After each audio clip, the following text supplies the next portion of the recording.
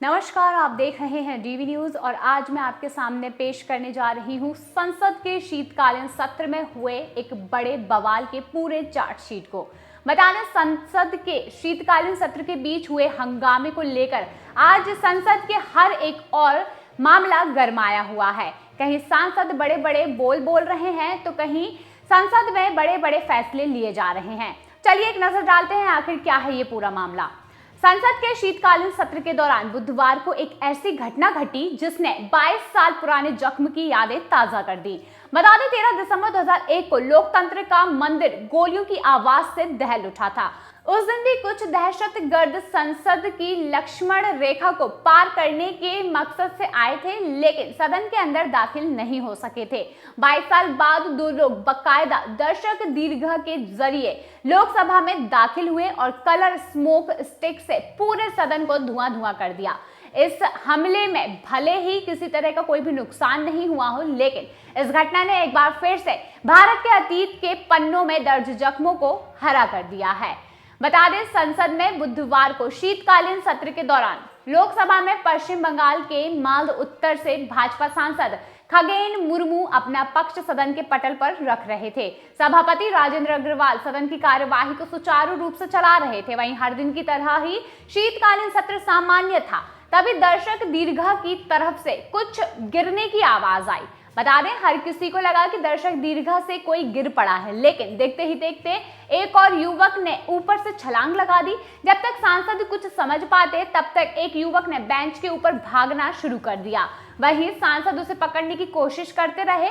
तभी दूसरे युवक ने जूते से कुछ निकाल कर स्प्रे कर दिया, जिससे पूरे संसद में कलरफुल स्प्रे हो गया।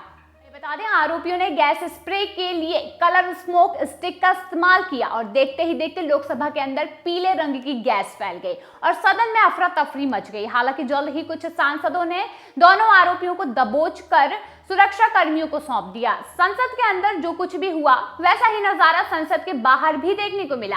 दो लोगों ने तानाशाही नहीं चलेगी कि नारे लगाते हुए कलर स्मोक स्टिक के जरिए गैस स्प्रे कर दिया। वहीं बाहर हंगामा करने वाले में एक महिला भी शामिल थी और इन दोनों को भी सुरक्षा कर्मियों ने फौरन पकड़ लिया।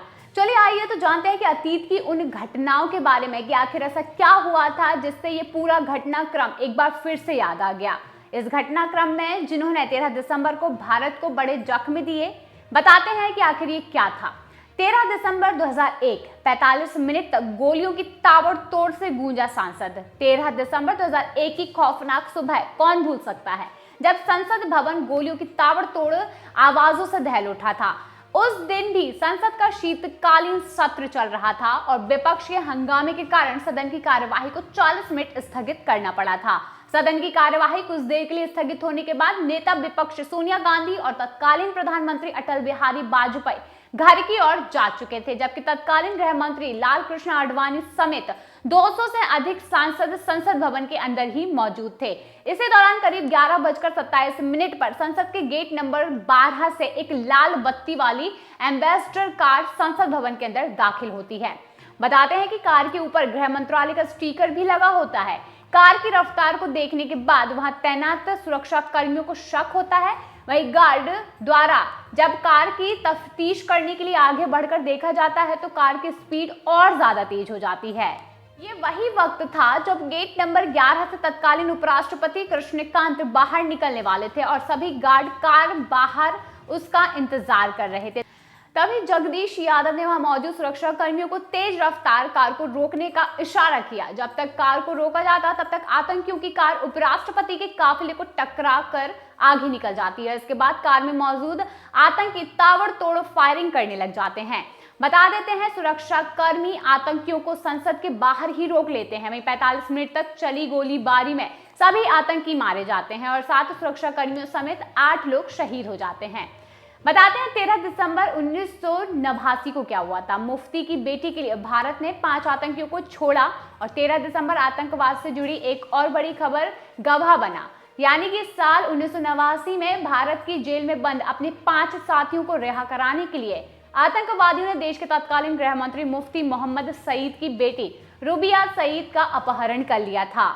वहीं बता दें कि मुफ्ती भारत के पहले और अब तक के एकमात्र मुसलमान गृह मंत्री रहे हैं और उस वक्त बीपी सिंह मुफ्ती को गृह मंत्री बनाकर कश्मीरियों को एक सकारात्मक संदेश देना चाहते थे।